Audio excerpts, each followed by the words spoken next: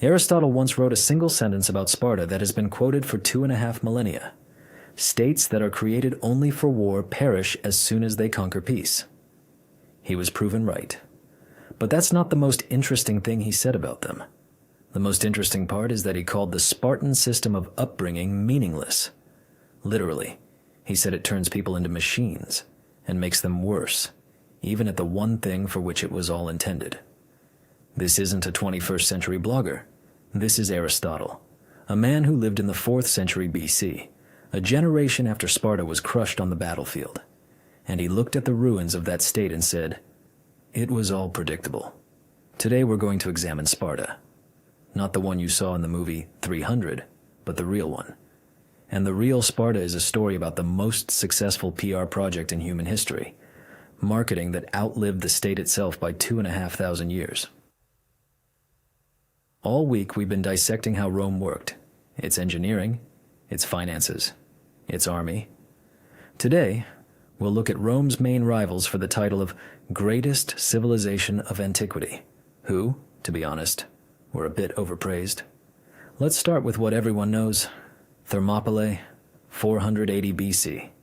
Xerxes' Persian army is marching on Greece. 300 Spartans stand in the narrow pass, the hot gates, and hold their ground, fighting to the last man. They all die. Beautifully, heroically, forever. Now, for what was forgotten to be mentioned. Not 300 men fought at Thermopylae. 7,000 to 8,000 Greeks were there. Warriors from Thespia, Thebes, Corinth, Arcadia, and a dozen other polis. There were indeed 300 Spartans, but they were not alone. Not even close. 700 Thespians stayed to die with them on the last day when it became clear the position could not be held. 700, more than the Spartans. You don't know their names. No movie was made about them. No video game was released. Wait. Why does everyone remember only the Spartans? Why not the Thespians? The answer is simple and cynical. Because Sparta had the best PR. No, seriously. Sparta deliberately crafted its image. And here's how it worked. Herodotus, our primary source for Thermopylae, wrote his Histories a generation after the battle. He needed a compelling narrative. Sparta, one of the leaders of the resistance against Persia, had to appear flawless. This served the plot. 300 warriors against a 1,000,000-man army. That's an epic. 7,000 against 200,000. That's statistics. Herodotus chose the epic. And then Plutarch added beautiful quotes. "Come and get them. We will fight in the shade." Half of these phrases probably never were uttered, but they were too good to verify. And Sparta didn't refute this story. Why would they? The myth of invincibility is a weapon. As long as enemies believe you're invincible, you don't have to prove it every time. Reputation acted as a shield. Historian Stephen Hodkinson from the University of Nottingham calls this image a theme park. A beautiful version that has almost nothing to do with reality. Oh, this is my favorite myth. This is going to be fun. Let's look at the system itself. The one so admired. The Agoge, Spartan upbringing. From the age of 7, boys were taken from their families. 7 years old, 2nd grade. They lived in barracks. They walked barefoot, winter and summer. One cloak for the year, just one. They were given little food, not because there wasn't enough, but intentionally. If you wanted to eat your fill, you had to steal. If caught, you were punished.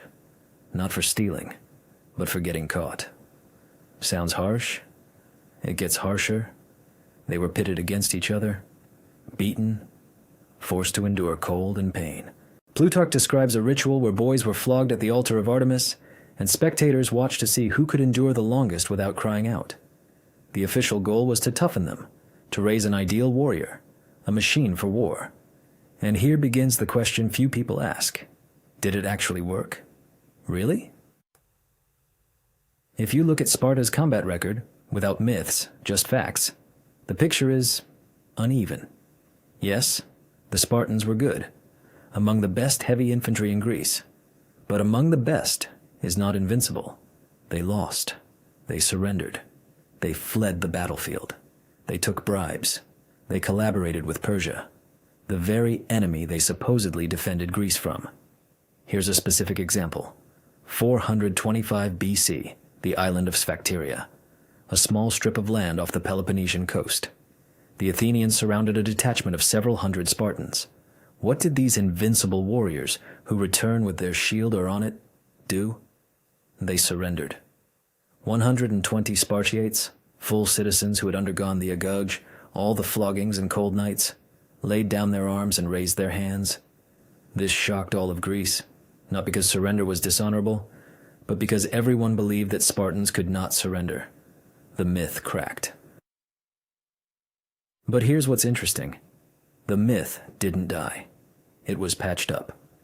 The Spartans explained, these weren't real Spartans, or the circumstances were exceptional, or the enemy fought unfairly.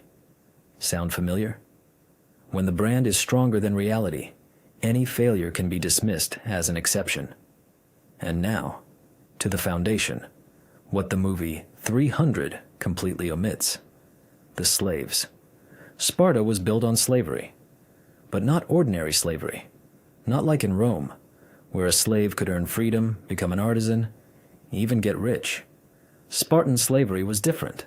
The Helots, the indigenous population of Messenia, conquered by Sparta around the 7th century BC, were enslaved entirely, as a people. They were not bought or sold. They belonged to the state. They worked the land that fed the Spartan citizens. Without the Helots, there would be no Agoge, no army, no Sparta itself. Because it was the Helots who freed the Spartiates from the need to work. You can't train from age 7 until death if you have to plow fields. Someone has to plow for you. The Helots plowed. The ratio? According to Herodotus, 7 Helots for every Spartan in the army at Plataea. Other sources give ratios of 5 to 10 to 1. Exact figures are unknown, but the arithmetic is clear.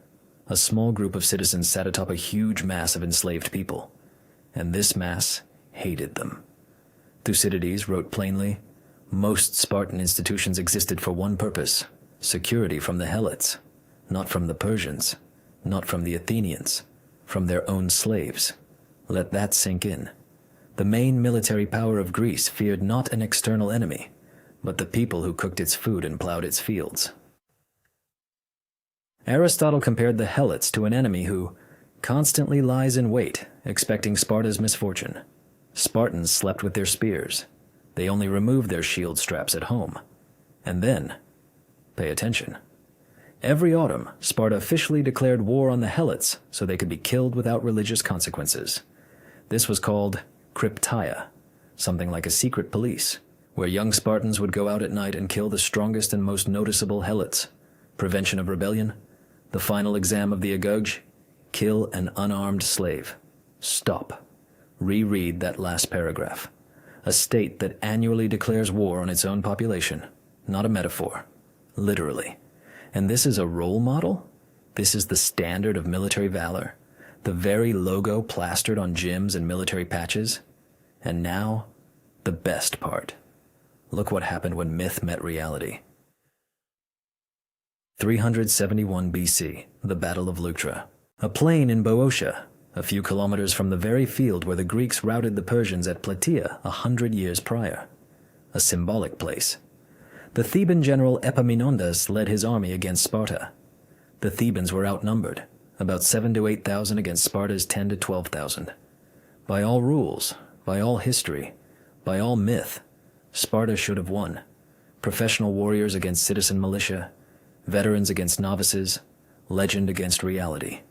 Epaminondas did one thing no one had done before. Traditional Greek tactics. Best troops on the right flank. Both right flanks win. Then wheel around. Predictable. Epaminondas placed his best fighters, including the sacred band of 300 warriors, on the left flank, and he arrayed them not in 12 ranks as usual, but 50. 50 ranks deep. The right flank was weak, pulled back. The left was an armored ram. The blow struck directly into Sparta's elite, King Cleombrotus and his guard. The Spartan right flank, their best warriors, was crushed. Cleombrotus died. The guard died. The rest of the army fled. 1,000 Spartans killed out of 12,000. The Thebans suffered 300 casualties. A rout. But Leuctra wasn't just a lost battle. It was the end. 2 years later, Epaminondas invaded Laconia and liberated Messenia. The Helots were freed. The city of Messenia was founded with powerful fortress walls, so Sparta could never enslave them again. And that's when the whole system collapsed. Remember, Sparta worked because the Helots plowed the land and the Spartiates trained. No more Helots, no more land, no more income. Spartiates who couldn't pay their contribution to the common messes, a mandatory condition for citizenship, lost their status. They became inferiors. By the time of Leuctra, according to Xenophon, only about 700 full Spartiates remained. 700. From once several thousand. The population was dying out not from wars, but from its own system. Land became concentrated in the hands of a few. The poor lost citizenship. The army shrank. A vicious cycle. A generation after Leuctra, Sparta became a second-rate regional state. Forever. Philip of Macedon sent them a message. "If I invade Laconia, I will destroy you." The Spartans replied with one word. If. Beautiful, laconic, signature style. But Philip did invade, and Sparta did nothing, because it couldn't. Behind the bravado, there was no army. And now, the comparison that puts everything into perspective. Sparta versus Athens. Sparta created an army. Athens created democracy, philosophy, theater, historical science, the architecture of the Parthenon, a mathematical school, oratory. The list goes on. Athenians weren't perfect. They also had slaves. They also fought brutal wars. But they left behind a world. Literally. The civilizational foundation upon which everything we call Western culture stands. And what did Sparta leave? A myth. A collection of beautiful quotes, half of which are fictional, and a logo for gyms. Here's a test for you. Name a Spartan philosopher, a Spartan architect, a Spartan poet, a Spartan scientist. Name a building Sparta built that still stands. Name a book written by a Spartan that we read. Name an invention, a system, an idea. Silence. Because none of these existed. All they knew was how to fight. And even in that, they were eventually surpassed. You know what's most ironic? Thermopylae, Sparta's greatest feat, ended in defeat. The Greeks lost that battle. The Persians advanced. Athens was burned. Greece was saved not by the Thermopylae Pass, but by the naval battle of Salamis, where the Athenian fleet under Themistocles triumphed.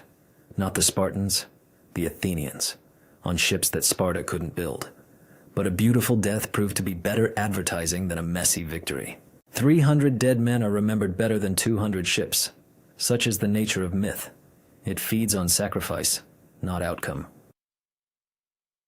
Sparta created a myth about itself, and Rome created the world. And next week, we'll explore exactly how, starting with how Rome treated the conquered. And no, it's not about mercy.